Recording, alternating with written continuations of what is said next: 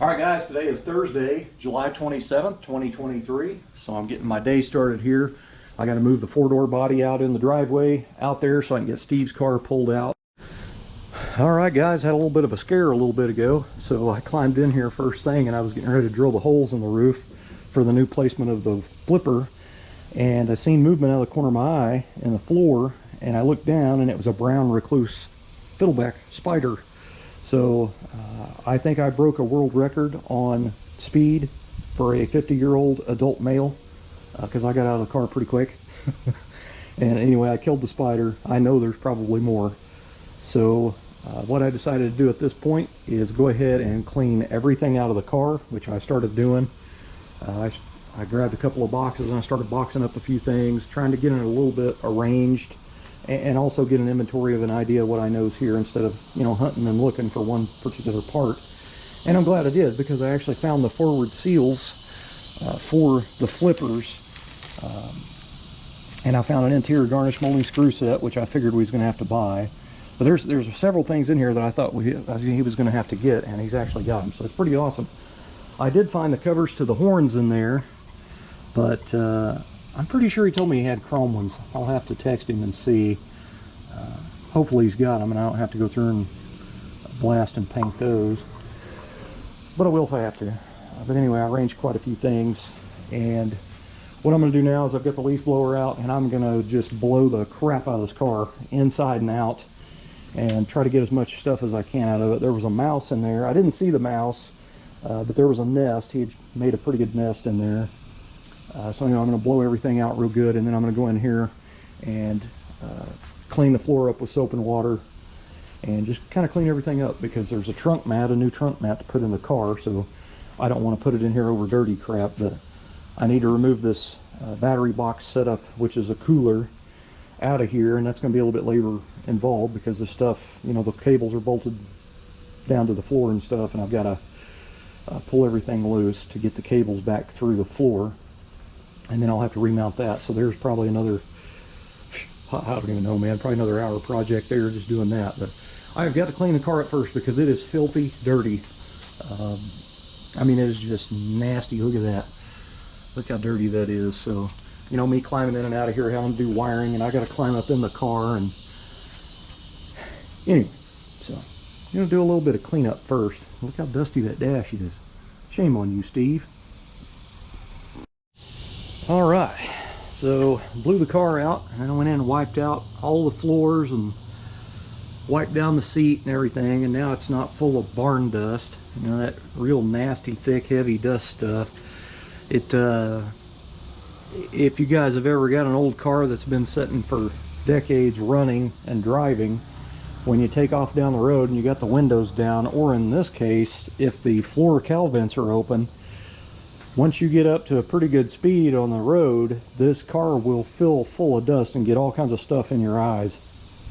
So anyway, cleaning that and blowing everything out real good is going to help. But I think probably a good idea would probably be to run the hose down through here and kind of let it run, you know, flush out that cowl system.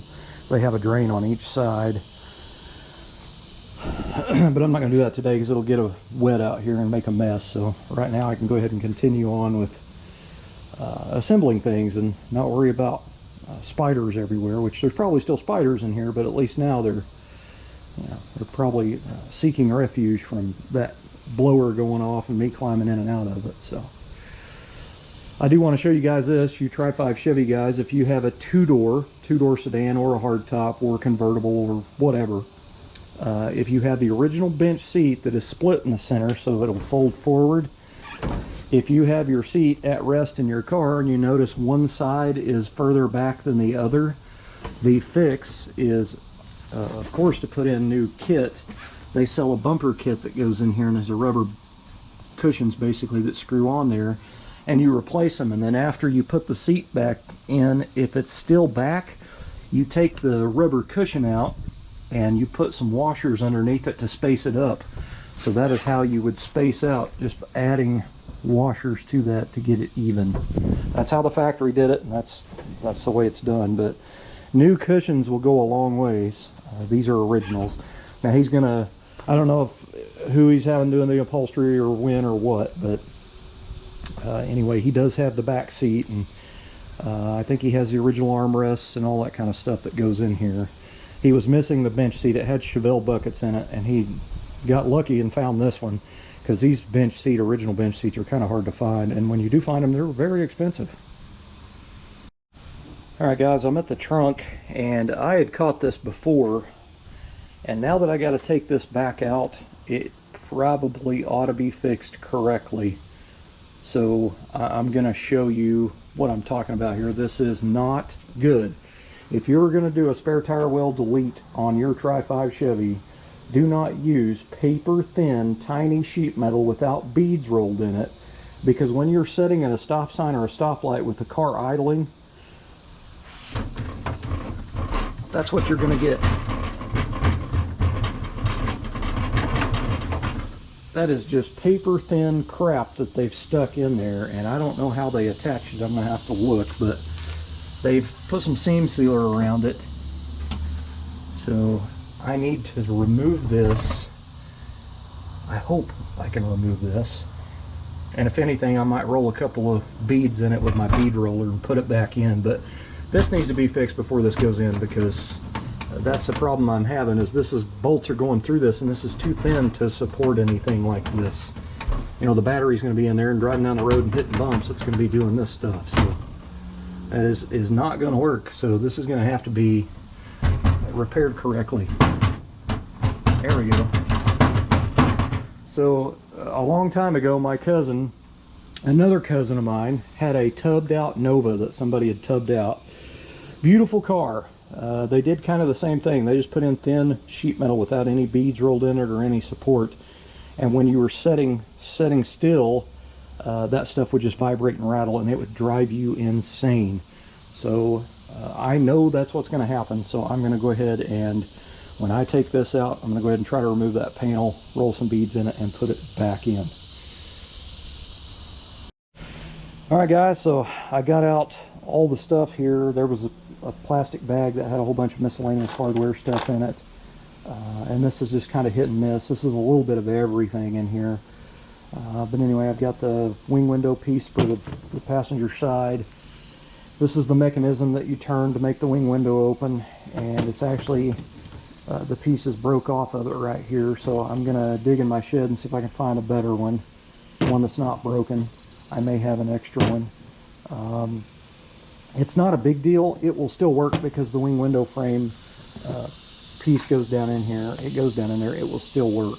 You know what I mean? It's not a big deal. But if I have a good piece, I'm going to replace it because, you know, it's not doing me any good just to have it in a box when Steve can use it. You know what I mean? So anyway, here's the wing window assembly from the passenger side. So what they had done is when they started to put the new rubber in the wing window assemblies on the car, they got a little over aggressive with it trying to get it in there, and they'd actually broken one rivet. There's two rivets that hold the lower part of the frame to this rail, and they'd gotten too rough with it, and one rivet was pulled out and the other one was barely hanging on. The top screws on so it bolts to it, but anyway, so I am going to replace the hardware in that, but I'm going to go ahead and, you know, repaint everything, get it cleaned up so it doesn't get rusty. But anyway, it's just a big mess. I have to, you know, redo something that somebody screwed up there. This is the stainless trim from the wing window frame itself, and in case you don't know, once you get the rail off of it here, these pieces actually slide onto that. You have one that goes on one side and one that goes on the other, and this one has a pretty good dinger in it right there. So this will have to be worked over on the back side. This will have to be filed and then sanded and then polished. And this one, I don't see any damage in it, so this one will just take a light sanding and a polish. And then here's the other parts and pieces. These aren't in too bad a shape. I'm going to go ahead and repolish them because they're a little bit dull. But anyway, those pieces will work. But anyway, what they had done is they had overextended the window frame and cracked the chrome. I don't know if they were trying to put the new glass in and they just pulled the frame out enough, when you go to try to bend on something that's chrome plated like that, it'll crack the chrome and it'll just flake. So Steve bought a new chrome window frame, but the other thing they did was they've actually chipped the glass. Look at that. And this is smoke tinted wing window glass, so he's going to have to replace the window, which you can put the window in after everything's in the car. This is like the last thing you can put in. I mean, it's nice to put it in, have it done, but he's going to have to get a new window, because that's, you know, that's not good. And they've got it all chipped up down here too. I mean, that's just somebody not knowing how to rebuild a wing window assembly for a Tri-5, and they got a little bit too aggressive, and it really done a number. I mean, there's a chip there, there's a chip there, chip down there. So anyway, I called and talked to him a little bit ago, and we need to get a new window piece of glass, but that can be put in last, because I can crank the window frame open and then slide the new glass in with the new setting channel. I just noticed this. So this glass, when they put it in, they didn't even get it in the setting channel. Look at that, all bulged out there. What the hell, man? I guess if you can't do a good job, you might as well do a shitty one, right? Golly, people. Look at that mess. Who does that kind of crap? Golly. That's insane to me. I can't believe some people, man, I'm telling you. Okay, so this is an I Did It column, and this is stainless steel, and you can get these polished or raw. This is the raw one, and you can see it's dull and it has all kinds of lines and stuff in it. So I talked to him on the phone, because I wasn't sure if he wanted this painted. He does have some of this paint in the can, so I can, you know, prep this and paint it to match body color. And I told him we could sand and polish it, but I'm going to have some time in it. And he said to go ahead and sand and polish it, because it would look nice chrome anyway. So I've got to pull the column out anyway, because I want to make sure they notch the where they cut the factory steering rod off. I want to make sure it's notched for those set screws to go in for safety. So I'm going to pull the column out anyway. Nothing's hooked up on it, but anyway, while it's out, I'm going to sand and polish that column. So, you know, the list keeps getting longer, man, but you know, the way that I'm sure Steve's looking at it is that car is here, and even though I'm in a small space, I've got everything I need here to fix this car, you know, the way it needs to be fixed. So, and at least I got a little bit of knowledge on what I'm doing here, so it's at the right place now, we'll say that. But I mean, every time I get into looking at something, there's something else that needs to be done. It's just like, this is going to have to be redone. That's just terrible. So that's going to have to be worked. And then the felt lining job they did on here ain't worth a crap. This is not even sticky anymore. So the tracks are going to have to be relined. So I'll have to pull those out. So, you know, the list gets longer, but you know, it is what it is. We might as well fix it while it's here and get it done. So let's just rock and roll on it and get it done. There's no telling how long the car's going to be here, but I'm kind of with Steve on it. I'd like to get it done and it done right. You know what I mean? All right. Well, I took the flipper off the passenger side because I'm gonna spray glue on the rubber liner that goes up there. So I thought while I was doing one, I might as well do the other at the same time. So while I took it off, I decided to, you know, check it over and see how this one's operating. And this one might actually be closing at the front, so I might not have to replace that front spring. But with that pulled in, it's not closing at the back. So that is not good. I did remove the center spring just now, trying to make it work, and even though it helped just a hair, it still didn't do it. So what I'm looking at is the bracket itself, and this bracket looks like it's a little bit bent. So when these brackets, when you push that down, this end with the tube on it that wire goes in is supposed to come up through the top of this right here, and it's not doing it. It's actually hitting. So that's part of the problem. This is this is in a bind. So I'm going to have to pull that spring out, and I'm going to have to look this over and see why this is kinking up on me here. But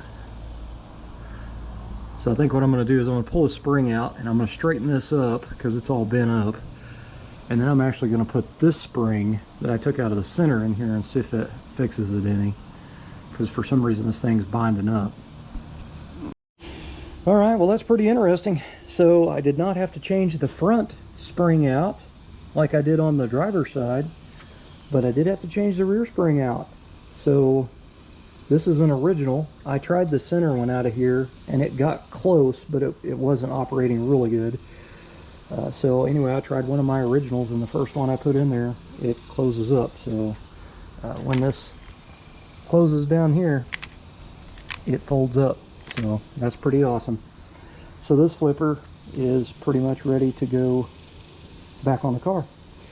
So I'm glad of that. So if you're messing with these, and I also had to go in here with them vice grips again, and you can kind of see the indent there. You can see the indent there. So I went in there about every, I don't know, 4 or 5 inches, whatever, and just kind of barely, I didn't try crushing it. I just kind of squeezed it in. You'll see that metal start to move in a little bit. So I just moved it in a little bit. I didn't want it super tight. And then I did the same thing. I used my penetrating lubricant and shot it down inside that channel, and I got it working pretty nice. These things bind up. But somebody had mentioned something about WD-40. I do not use WD-40. I like penetrating lubricants. Personal preference. Penetrating lubricant is exactly that. It penetrates. So to me, the stuff lasts a little bit longer, but you can use whatever you want. But if I'm doing the work, I'm doing what I want. So this flipper I am very happy with. So this one's ready to be the top spray glued. So it looks like they tried to glue that piece of rubber on the top, but it wasn't stuck. It just come right off there. They might not have cleaned the rubber before they tried putting it on there. So I'm going to have to try to clean this glue off here. They didn't do that to the driver's side. There was no trace of any kind of glue on it. But anyway, I'm going to spray glue on, clean these up. I'm going to run these on the buffer, just on the outside edge here, clean them up a little bit. And then I'm going to wipe them down up here with some wax and grease remover, and then spray glue on the new rubber after I clean off this glue anyway. But this one worked opposite. The passenger side worked opposite on these repops than yesterday's driver's side one. So instead of changing the front spring, I changed the rear spring, but it works pretty freaking nice now. I'm glad I noticed that. There's no rubber in here. There is in this one, I've seen it. So these flippers, at the front of the flipper, there's a little rubber seal that goes in here and it has to be glued in. This one has it, this one does not. This one will chew up that wing window frame. That's bent right there too, so I'm going to straighten all this out. It's bent too. I'm going to straighten all this out a little bit and clean this, and then I'm going to glue in some seals. I actually seen those a while ago. There's a brand new pair in a package in one of these boxes when I went through all those parts a while ago. So that is really nice to actually have a part that I needed. But that'll have to be put in. So when I'm gluing the seals on, I'll put a little glue in there. Man, you know it's hot when your blue painter's tape won't even stick. I cleaned everything real nice, and you put it on and it just starts letting go because it's so hot out here. It's 102. Anyway, so I'm trying to protect this area right here that your door goes up into. I don't want any spray glue in that, so I'm trying to protect that. So I'm gonna have to give it a once over before I shoot it, but I'm using high strength 90 on it. So I'm gonna shoot this, and then I've got the flipper taped off where it's just the center strip, and then I will stick those two together. And what that does is it makes sure that I have that seal stuck to that flipper, and it's going to be straight after I get it screwed in there. That seal, when you screw this flipper to the roof, it actually tension sets that seal, so the seal's not really going to go anywhere. But when you try to just let it float in there and screw it in there, it has a tendency to be wavy. So if I would have used weather strip adhesive, I would have to wait for a while to use it on something that really tension sets in to begin with. So that's why I'm using spray glue. It's once it comes in contact, it's stuck, and I can ensure that it goes on there straight, and I don't have to worry about in the drying process that weather strip adhesive takes. It might move on me, so that's why I'm doing it this way. It's the way I did it on my hardtop. But it drives me nuts to have that flipper bolted to that roof and that rubber seal be crooked on there. So I'm gonna get this glued. All right, so I got it stuck on there. So when I turn it, this is the outside, this is the flipper door, so this is outside, this is what you'll see, and you'll see this much of that rubber on there. But if you look down at it, you see how straight that rubber is on that flipper now? So that'll look fantastic up there. Anyway, that flipper is really loose back here. There's an open spot that rubber's just kind of hanging, so that's why it kind of looks like it's going down at the end. But that actually will tuck in above the rear window track, that rear seal back there. But anyway, so I'm gonna let that go ahead and finish its drying thing, which it's pretty much contact cement. It's pretty much stuck, but at least it's nice and straight, and it'll look awesome when it's screwed on there. I had to go down to Lowe's to get some sponge seal here. So this is called camper top seal. All it is a sponge seal, sticky. It has a adhesive on one side, but this stuff crushes completely flat. So you've got that thickness, which I think is 1/8 inch. That is enough to contour the roof and completely seal it from water. So I stuck it to the top of that rubber seal that I spray glued onto the flipper.